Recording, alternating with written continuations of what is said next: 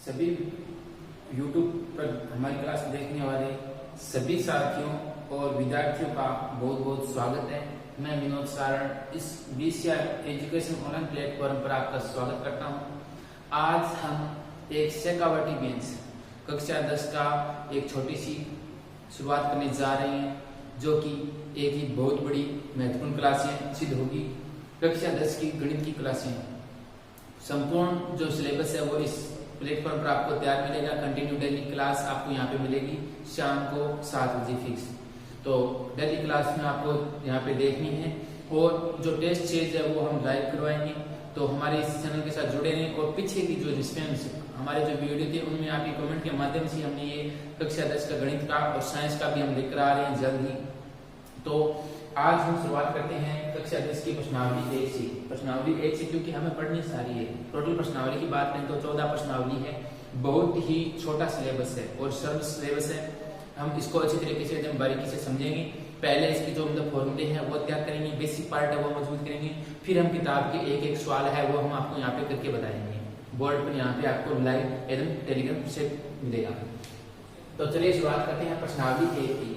प्रश्नावली 1 का सबसे पहले तो आपको ये पता होना चाहिए कि प्रश्नावली है किसके बारे में, यानी कि जैसे प्रश्नावली का नाम पता चल जाए तो उसके बारे में जो सवाल है आपको जरूरी नहीं है कि उसका बेसिक आना चाहिए या फिर जो मतलब इसका जो आगे हल आना चाहिए, ये नहीं। इसमें कौन कौन से सवाल है अब आपने अगर पढ़ा है तो आपके दिमाग में आ गएगा। प्रश्नावली 1 का नाम क्या है? वास्तविक संख्या। क्या नाम है? वास्तविक संख्या। आज हम इसका बेसिक पार्ट पढ़ेंगे। वैसे वास्तविक संख्या। अब ये वास्तविक संख्या होती क्या है? अब आपने दिमाग में इतना तो आ गया कि वास्तविक संख्या है वो एक तो दशमलव प्रसार के बारे में हमें पूछेगा। एक जो शून्य पर समाप्त होने की जो सवाल पूछेगा वो है कि कोई भी घात में जैसे 4 की पावर n वाला सवाल बताइए, जांच कीजिए कि ये शून्य पर समाप्त होगा कि नहीं होगा। यानी कि अगर हम कोई भी प्राकृतिक संख्या रखेंगे तो क्या है 0 पर शून्य समाप्त होगा, यानी कि इसका अगर पावर देखेंगे लास्ट का कोई दो का आगे लास्ट का इकाई तो वो क्या 0 पर समाप्त होगा, ये हमें बताना है। फिर इसके बाद में है वो अभाज्य गुणनखंड वाला है, एलसीएम वाला है, एलसीएम वाला है और इनमें जो संबंध है वो अभाज्य गुणनखंड निकालना भी कह सकता है सीधा सा। फिर बात आती है अपरिमेय संख्या सिद्ध करने वाली। तो बस इतनी सी बात है जो कि मैंने अभी 1 मिनट के अंदर वो प्रश्नावली का पूरा मतलब आपको घुमा दिया। तो इसका मतलब ज्यादा से ज्यादा आप प्रैक्टिस ज्यादा से ज्यादा प्रैक्टिस मांगती है कि जितने ज्यादा प्रैक्टिस करेंगे उतने ज्यादा होगा। एक तो जो अपरिमेय संख्या सिद्ध करने वाली है वो सवाल आप 100% है वो हमारी इस क्लास के माध्यम से तय करके जाएंगे और आपका गलत नहीं होगा। 4 नंबर का वो सवाल आएगा और 1 नंबर का वो बेसिक क्वेश्चन आ सकता है। एबीसीडी वस्तुनिष्ठ प्रश्न आएगा। कौन कौन सी बात करें? एक तो वस्तुनिष्ठ प्रश्न, वस्तुनिष्ठ प्रश्न एक साइड लघुत्मक आ सकता है या फिर अभी तक जो पैटर्न है वो उसके हिसाब से बता रहा हूँ मैं। निम्नात्मक प्रश्न नहीं आएगा, निम्नात्मक से पहले आएगा कोई भी प्रश्न आ सकता है। 3 अंक का आएगा, एक 3 अंक का आएगा। 3 अंक का प्रश्न सीधा ले लीजिए आपसे बता। जिसमें से आप लघुत्मक भी बोल सकते हैं। एक तो जैसे वस्तुनिष्ठ आएगा, फिर अति लघुत्मक, फिर लघुत्मक, दीर्घ उत्तरीय भी बोलते हैं। दीर्घ उत्तरीय फिर निम्नात्मक है, उनमें भी आता है। तो एक आएगा, एक ही आएगा। टोटल प्रश्नावली कितना नंबर की है? 4 नंबर की प्रश्नावली। बहुत आराम से हम समझने जा रहे हैं। तो ये प्रश्नावली की शुरुआत करते हैं। पहले इसका बेसिक पार्ट है। अब बात करते हैं हम सारा सिस्टम है वो 1 नंबर पर अटका हुआ है क्योंकि हमें वो 1 नंबर लेकर आना है। 3 नंबर का काम है वो हम आपको बड़े तरीके से एकदम समझा देंगे, कहीं पर भी आपको वो गलत नहीं होगा। बात है 1 नंबर की। तो 1 नंबर के लिए हमें क्या चाहिए? इसका बेस है वो मजबूत होना चाहिए। तो चलिए पहले हम इसका बेसिक पार्ट ले लेते हैं। तो पहले हमें वास्तविक संख्या, तो वास्तविक संख्या से हमें कोई लेना देना नहीं है। नंबर सिस्टम कहते हैं वास्तविक संख्या बेस संख्या जिसमें जितनी भी संख्या होती है सारी आती है। जैसे सम है, विषम है, भाज्य है, अभाज्य है, पूर्ण है, प्राकृत है, प्रमेय है, अपरिमेय है, जितनी भी संख्याएं हैं वो सारी की सारी किसमें आती है? वास्तविक संख्या में आती है। और काल्पनिक भी इसमें से बोल सकते हैं। इसके अलावा एक पार्ट स्कोर है जो काल्पनिक का इमेजिनरी है जो कि हमें इसमें से पढ़ना नहीं है। तो वास्तविक संख्या में जो मेन चीज है ना वो हमें लेनी है। तो मेन चीज है इसमें क्या है? एक तो है पूर्ण संख्या, इसके बारे में आपको पता होना चाहिए। पूर्ण संख्या। एक हमें पता होना चाहिए प्राकृत संख्या।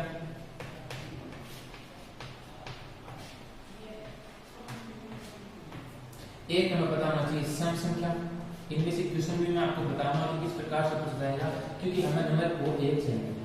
और कमजोर विद्यार्थी के लिए ये मतलब बहुत बड़ी चीज है कि अगर 4-5 चीजें छोटी समझ जाएगा मैं आपके लिए बहुत काम होने वाली है। तो उसमें भी आपको पढ़ने के लिए बहुत ही ज्यादा जरूरी है। तो विषम संख्या, फिर है भाज्य संख्या, फिर है अभाज्य संख्या, अभाज्य संख्या। अब इन चीजों के बारे में हमें पता होगा तभी हम एक नंबर हासिल कर पाएंगे, क्योंकि इनमें से घुमा फिरा के आपको एक नंबर का क्वेश्चन कर सकता है। वो कैसे आएगा, मैं इस बार नीचे आपको एक एक प्रत्येक क्वेश्चन बता दूंगा। पहली बात है पूर्ण संख्या की। पूर्ण संख्या होती क्या है, आपको पूछ रहे हो पूर्ण संख्या होती क्या है। आपको कहीं पर भी मतलब आपका कोई भी बताए तो पूरी संख्या मतलब कोई भी भाषा बता देगा, फिर उसको इंग्लिश में बताएगा। तो हमें सिर्फ क्या पढ़ना है, हमें पूर्ण संख्या यानी कि जीरो से शुरुआत होती है। पूर्ण संख्या वो क्या होगी, जीरो से शुरुआत होगी और अनंत तक चलेगी। कहां तक चलेगी, अनंत तक चलेगी। आगे जीरो से शुरुआत होकर अनंत तक चलेगी, ये क्या है पूर्ण संख्या। पूर्ण मतलब पूरी, पूर्ण मतलब पूरी, जो कि हमारे क्या मतलब मारवाड़ी भाषा में या फिर हम राजस्थान भाषा में बोलते हैं पूरी संख्या, पूरी जा रही है। तो पूरी जैसे नहीं है पूरी, आप मारवाड़ी बोला पूरी, तो ये पूरी संख्या कौन सी आएगी, जिसमें से जीरो भी सामने आ जाता है। संख्या के बाद में तो शुरुआत में कहां से होती है, जीरो से शुरुआत होती है। जैसे आधी लड़की है वो जीरो की खोज की, तो उसी प्रकार से फिर प्राकृत संख्या जो कि नेचुरल है, जो कि वास्तविक है। अब जैसे आपको पूछ ले कि आपके पास 5 पेन है, 2 पेन है, 7 पेन है, 8 पेन है, ऐसे दे देती, लेकिन आपके पास कोई कैसे है कि आपके पास 0 पेन है, आपके पास पेन नहीं है, बोला नहीं है, लेकिन आपने कभी ऐसा नहीं बोला कि हमारे पास 0 पेन है। तो ये क्या आ गई, इसमें से ये पूर्ण संख्या में आ गई। प्राकृत संख्या वो 1 से शुरुआत होती है, 3 4 5 6 7। धीरे धीरे आपको धीरे धीरे आपको आदत पड़ जाएगी, कैसे कुछ एक शब्द को मारवाड़ी भाषा में बोलूंगा तब आपको समझ में आता है। फिर है सम संख्या। सम संख्या वह संख्या जिसमें 2 का पूरा भाग होता है। सम संख्या और विषम संख्या में बस 2 का भाग पे याद रखो। सम संख्या वह है जिसमें 2 का भाग लगा है। तो कौन सी है, 2 4 6 8 10 12। वे संख्या जिसमें 2 का पूरा भाग होता है विषम संख्या। विषम संख्या वे संख्या जिसमें 2 का भाग नहीं जाता, तो एक नहीं जाता। 3 5 7 9 11 13 15 ऐसी बहुत सारी संख्या। ठीक है, ये तो हो गया। इसमें से आप लिखना चाहे तो 2 का पहाड़ा वो याद रखना चाहिए। 2 का पहाड़ा नॉर्मल समझने के लिए लिखने चाहते, लेकिन नहीं मैं टाइम दे दूंगा आपको, साथ में स्क्रीनशॉट ले लीजिए, आप भी बता दीजिए। फिर बात करते हैं भाज्य संख्या की। तो भाज्य संख्या और अभाज्य संख्या, इसमें से थोड़ा सा आपको याद रखने वाली चीजें हैं। भाज्य संख्या, कई बच्चे क्या करते हैं, भाज्य संख्या में मैंने आपको बता दिया वह संख्या जिसमें स्वयं के अलावा किसी और संख्या का भाग जाता है। वह संख्या जिसमें स्वयं को छोड़ दीजिए और किसी और संख्या का भाग जाता है वो क्या कहती है, भाज्य संख्या कहलाती है। तो भाज्य संख्या क्या एक में एक का एक तो लेना नहीं है, 2 से शुरुआत कीजिए, 2 में 2 का भाग होता है, किसी का नहीं जाता। 3 में 3 का जाता है, 4 में 4 का जाता है, लेकिन 2 का भी जाता है। तो शुरुआत में 4 से 4 6 8 9 10 11 में जाता है 12 14 15 16, मतलब ऐसी संख्या अभाज्य जिक्र में बाद में कर। तो जब 2 शुरुआत है 2 3 5 7 11 13 फिर 17 फिर 19 फिर 23 ऐसे चलती जाएगी। तो एकदम बड़े चीज से। अब इनमें से मैं क्वेश्चन में आपको थोड़ा सा घुमा के रखता हूं। तो पहले आपको यहाँ से एक नोट दिखा देता हूँ, फिर आपको बताना है। नोट है, याद रखना है कि एक न तो भाज्य संख्या है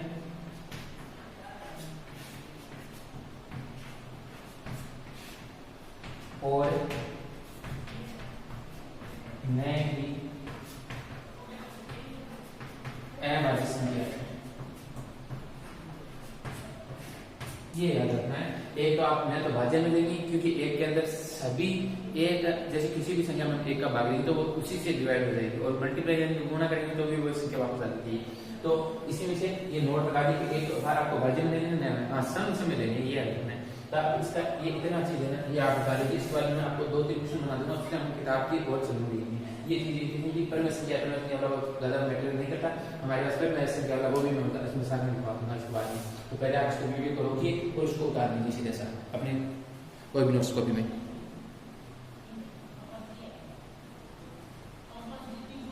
ठीक है, मतलब टाइम बहुत कम है, इतना देर में रुकूंगा नहीं, आपको बस वीडियो को रोकना है और उसको उतार लेना या स्क्रीनशॉट ले लीजिए। अब इसके बाद में बात करते हैं हम आगे की। अब इसमें से 2 चीजें और है जो कि हमारी किताब के अंदर नाम देते हैं पर और एफएमएस के बाद। पर मैं संख्या एक संख्या आती है ना, ये बड़ा क्यूब के रूप में लिख सकते हैं। एफएमएस के और जिनमें हम ये बड़ा क्यूब के रूप में नहीं लिख सकते। परिभाषा मैंने आपको बता दी, परिभाषा से आपको मैटर नहीं करना, आपको बस बटा वाली संख्या देखनी है। अगर बटा वाली संख्या कोई है तो वो परिमेय संख्या है, अगर बटा वाली संख्या नहीं है तो वो क्या है, अपरिमेय संख्या है। तो इसमें से हम क्या करेंगे, 2 चीज और लिख देते हैं। इसका नाम मैं बता देता हूं, एक तो है परिमेय संख्या, एक है अपरिमेय संख्या। क्योंकि हमारे पास तो सिलेबस में जब बात करते हैं अपरिमेय संख्या के बारे में हमें दिया था, इसके बाद में हम आपको कुछ करवा देंगे। परिमेय संख्या, परिमेय संख्या वह संख्या है जिसमें p बटा q के रूप में हम लिख सकते हैं p बटा q का रूप। अब p बटा q का रूप मतलब वह संख्या जिसमें मतलब कोई भी आवास संख्या में भाग दें कोई भाग नहीं जा रहा है, तो जिससे हम बात करते हैं 3 बटा 5 की, 7 बटा 9 की, 6 बटा 7 की, 2 बटा 9 की, ऐसी बहुत सारी संख्याएं। हाँ, अब तो आप कहेंगे ऐसे मतलब 1 बटा b है, वो भी दे सकते हैं। कोई भी संख्या जिसमें से हम बटा वाली संख्या उसमें से हम दे सकते हैं। अपरिमेय संख्या अजगर हमारी एक तो पाई की समीकरण और √2, √3, √5, √7, ये क्या आ गई अपरिमेय संख्या। सीधी भी संख्या अगर लिखें मतलब 1 2 3 4 वाले वो भी अपरिमेय संख्या आ रही है, वो बटा के रूप में नहीं ले सकते। बटा के अंदर एक लगाना कोई जरूरी नहीं है, एक लगाएंगे तो वापस डिवाइड हो जाएगा, मतलब भाग जाएगा, पूरा पर उठ जाएगा। कोई भी संख्या में भाग देना तो वो अगर भाग में चले जाओगे तो वो क्या होगा, अपरिमेय संख्या होगी। अपरिमेय संख्या की जगह में बटा के रूप में देखना। अब देखा है अब ऐसी लिखाया इकट्ठा काम मासी, तारे मैंने हमें क्वेश्चन में नोट किया इकट्ठा काम मासी, तो एकदम 16% है। देखो अब मैंने पूछ लिया है कि प्रथम 5 पूर्ण संख्या को योग दो, तो मैं एक और बोलूंगा औसत को लिखना होगा। औसत राशियों का योग, राशियों का योग बटा राशि की संख्या, राशियों की संख्या और एक प्लॉट है। अब मैं एक क्वेश्चन ले लिया प्रथम 5 पूछा को तो पूर्ण संख्या के बारे में पूछा, प्रथम 5 पूर्ण संख्या का औसत है। अब ऑप्शन जेड में लगेगा, नीचे 4 पे जेड मिलेगा, ऑप्शन जेड में लगेगा। प्रथम 5 पूर्ण संख्या का औसत बताओ। अब पूर्ण संख्या है तो पूर्ण का मायने में सारा क्वेश्चन सागर पुटअप हुआ, एक सागर पूर्ण है, प्राकृत संख्या है, सम है, विषम है, भाज्य है, अभाज्य, आम चार का मायने कोई से पूछते तो मैं 4 बना के देता हूं, खाना खुद करना है ऐसे ग्रुप में। तो अब हल क्या करना, तो हल क्या करना, पूर्ण संख्या पहले चीज तो आप ग्रहण होनी चाहिए, तो पूर्ण संख्या क्या है, तो पूर्ण संख्या को खुद यहां पर करना। पूर्ण संख्या के लिए जितना ग्राम में लेकर एक को शुरुआत कर दीजिए, तो अपन समीकरण 0 1 2 3 4 कितनी संख्या लिखी, 5 संख्या लिखी। प्रथम 5 है तो 1 2 3 4 5 कितनी संख्या आ गई, 5 संख्या आ गई। तो खुद को सूत्र लो और सूत्र क्यों करा सीधी राशि देखिए पाऊं योग करो 0 + 1 + 2 + 3 + 4 बटा का मान कितनी लगानी है, बटा का मान 5 लगाना है। क्यों, तो 5 संख्या है, 0 में भी सागर 1 तो है तो संख्या है, तो फिर अपन 0 का मान शामिल करना है।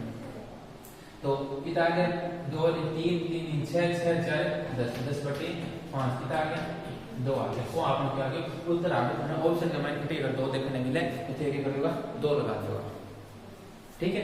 तो उतारना चाहते हो तो आज को एक बार उतार लो, फिर बताना क्वेश्चन में ना 4-5 और बना देना, इन सारे शॉर्ट बताना अलग करके समझा देना, करना खुद नहीं फिर बाद में।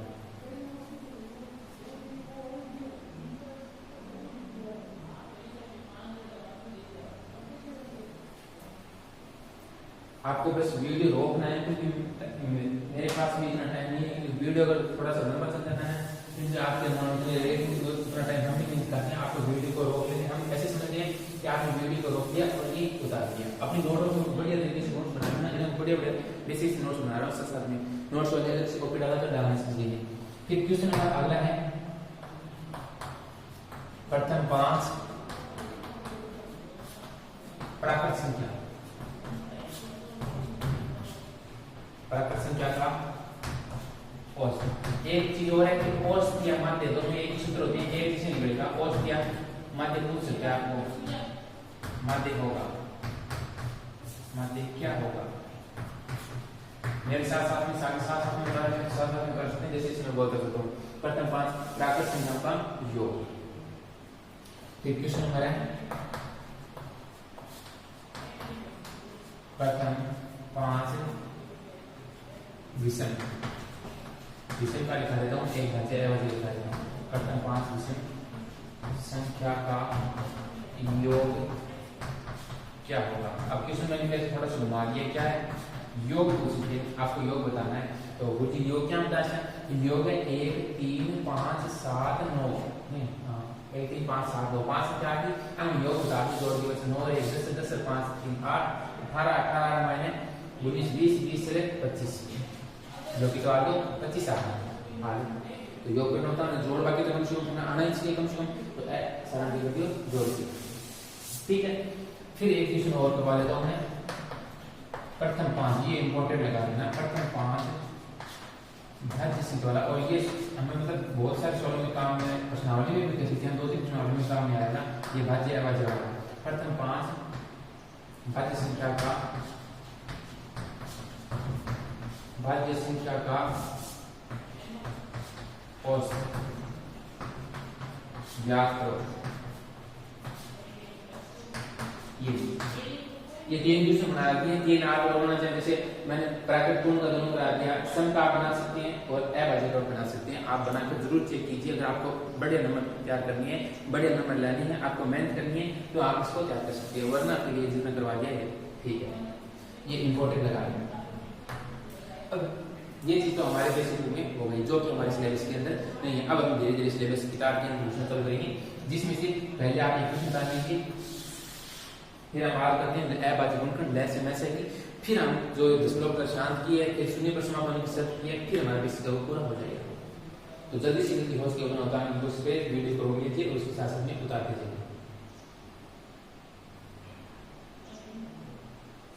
ठीक है। अब देखिए, अब ये देखो छठी कक्षा स्टार्ट हो गई, इस बात से 5 कक्षा की शुरुआत होता है। अभाज्य गुणनखंड निकालना बहुत ही इंपॉर्टेंट चीज है, एक नंबर पर आपको दिला सकती है अभाज्य गुणनखंड। अब ये आपको पता है अभाज्य गुणनखंड, बहुत सारे बच्चों को तो ये पता है कि अभाज्य गुणनखंड क्या होता है, कैसे निकाला जाता है, लेकिन कुछ ही बच्चों को जिनको नहीं आता है उनको हम बता देते हैं, जिनको आता है वो वीडियो आगे से आगे जा सकता है।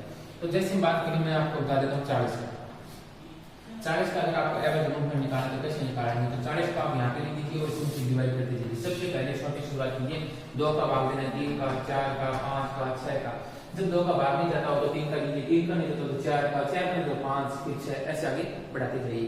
तो पहले में इसमें 2 का भाग 40 में जाता है तो दीजिए, नहीं जाता तो 3 का जाइए, फिर से कीजिए। तो 40 में 2 का भाग जाता है, 3 बार जाएगा 20 का, फिर 2 का और दोबारा जा रहा है 2 का और दे दीजिए, फिर 5 बार जाए, 10 में 2 का भाग दिया 5 बार गया, 5 में सिर्फ 5 में 5 के भाग आता है, वो पता है, और फिर एक बार लिख दिया।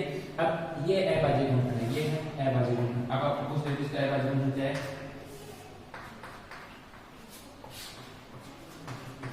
अभाज्य गुणनखंड कितनी हो गई, 3 तो 2 है और एक 5 है, ठीक है सर, ये तो बता दिया। अब ये चीज है आपको थोड़ी सी समझने वाली कि इनमें से क्वेश्चन कहाँ पे पूछेगा, ये तो 5वीं 6वीं कक्षा का सवाल है, तो क्वेश्चन इस प्रकार से पूछेगा। देखो मैं आपको एक क्वेश्चन बना के देता हूँ, पहले आपने ये उतार किया होगा,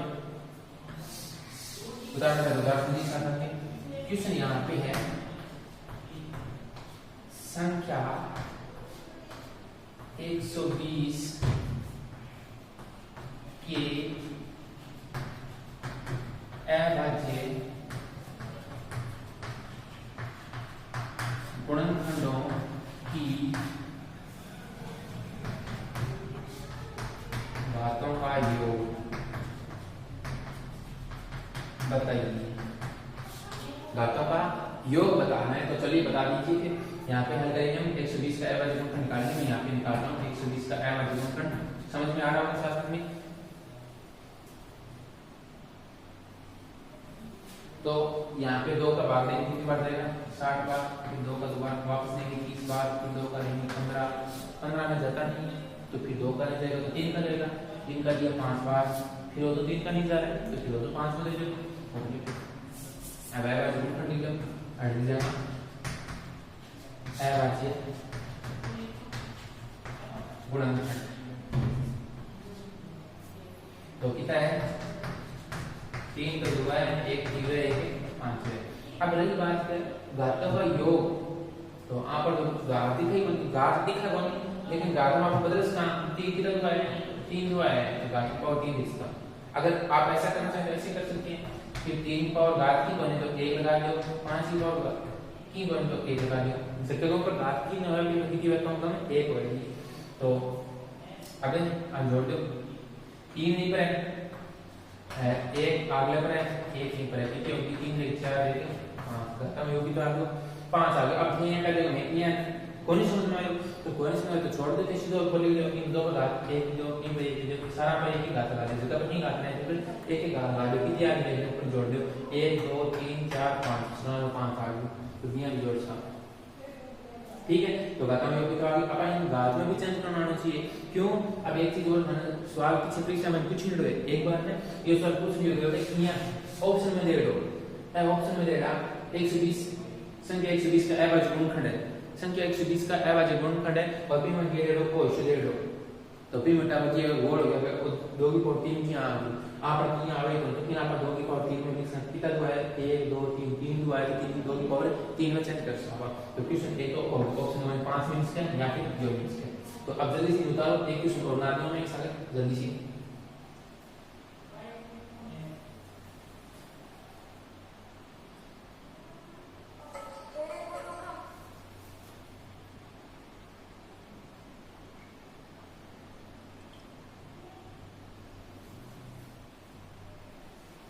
ठीक है।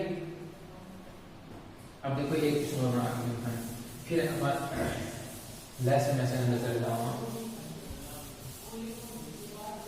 बात करी तो आप जब आगे पार्ट और करके 3-4 पार्ट में प्रश्न हमें पूरी करा है। हां अपन लेसन में से सूत्र भी सीख लेंगे, आधे घंटा होगा आधे घंटे क्लास है ना, क्योंकि सूत्र भी अपन सीख लेंगे, फिर के बाद में आगे मैंने अपन लेसन में से सीख लेंगे। पहले पूछना हमारे साथ में एक पॉइंट के लिए वापस एक क्वेश्चन और है, संख्या 70 की घातों का गुणनफल होगा। ऑप्शन में डेटा मिलेगा, क्वेश्चन में टाइम पे डेटा सेंटेंस निकाल है। तो एक और कुछ अपन 70 की घातों का गुणनफल, अब क्यों थोड़ा दिमाग में घूम गयो, ऐसे 70 क्या दे दियो, 70 की सीधी घात आप क्या करना, अभाज्य गुणनफल नाम ही बन गयो, तो अभाज्य गुणनफल निकालो कौन चाहिए, अपन घात का चेंज करिए, अभाज्य गुणनफल निकाल लेना, तो निकालो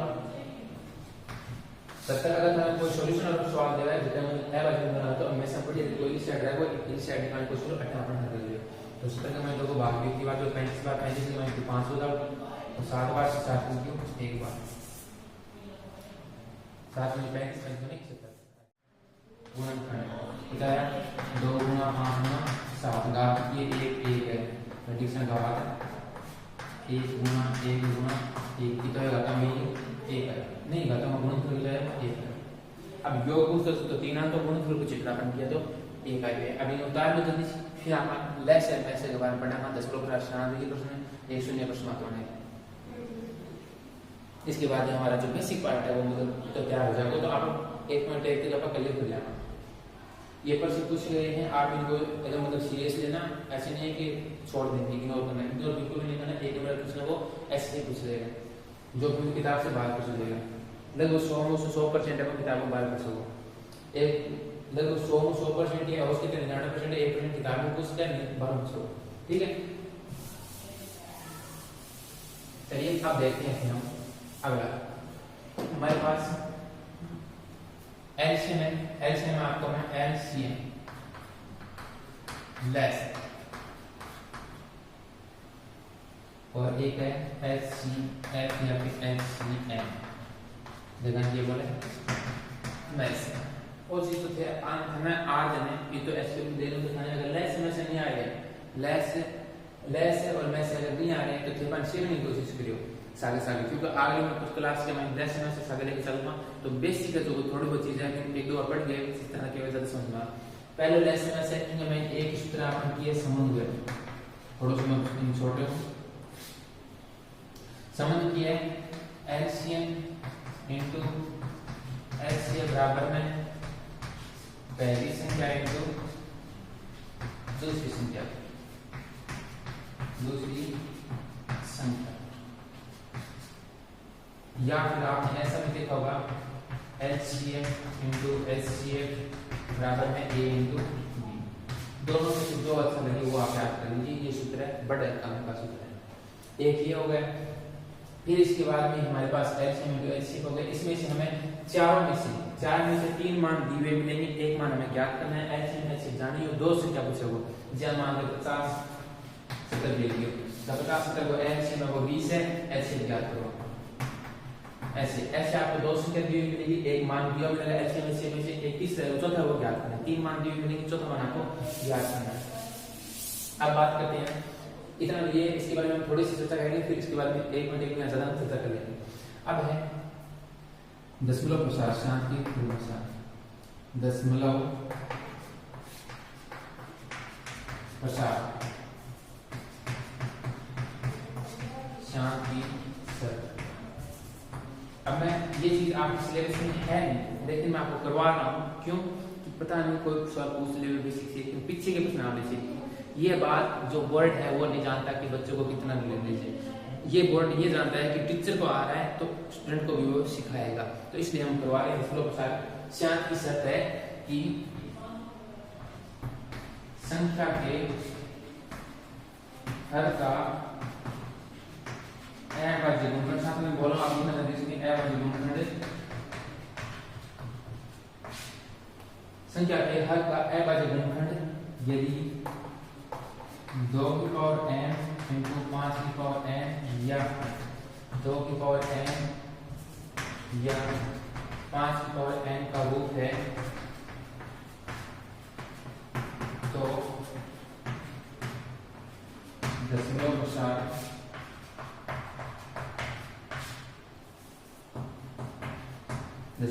शांत होगा।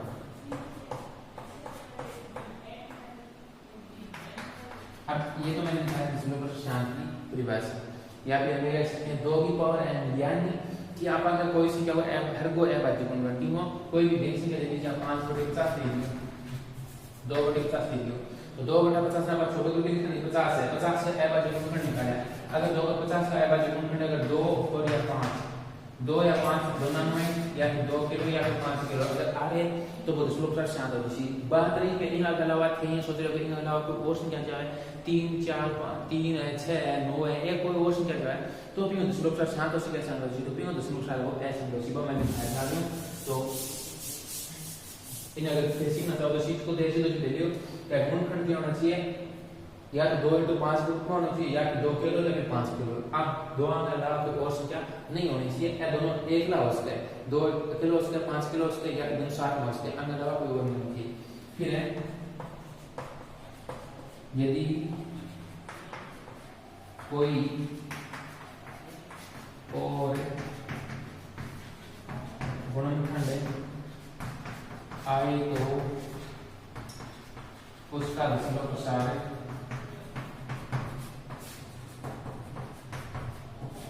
ऐसे होगा। ये बता रहा उसको एक शून्य वाला सर्कल रहेगी और इसका किसी पार्ट में पूरा हो जाएगा। जल्दी से करिए, टाइम बहुत कम है, 1 मिनट का समय है। वीडियो के अंदर 30 मिनट का ज्यादा से ज्यादा बनेगा। इसके बाद में क्लास है वो इसको ऑफ कर देंगे। तो ये इतना चीज पढ़ाइए, उधर एक बार रिविजन कर लेना, एक बार लिख लिया हमारे साथ में, एक बार और पढ़ लेना, क्या हो जाएगा हाथ। अब इसके बाद में है अगर किसी ने नहीं बताया तो वीडियो रोक कर पीछे लेकर थोड़ा सा देख सकते हैं।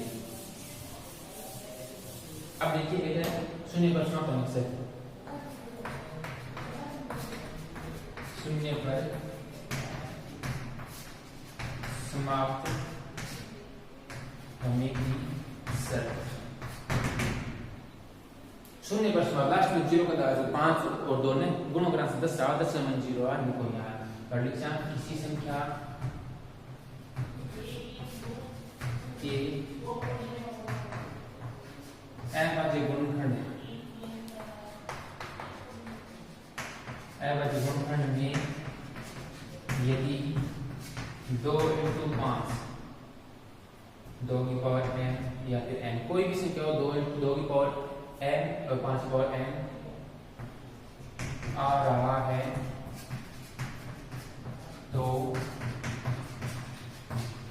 वह संख्या शून्य पर समाप्त होगी। शून्य पर समाप्त हो गया।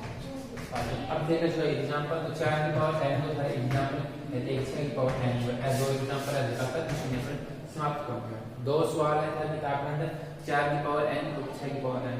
अब फिर अगर निकालना चाहो तो एक 20 की पावर 10 है, एक 50 की पावर 10 है, जो ये संख्या है।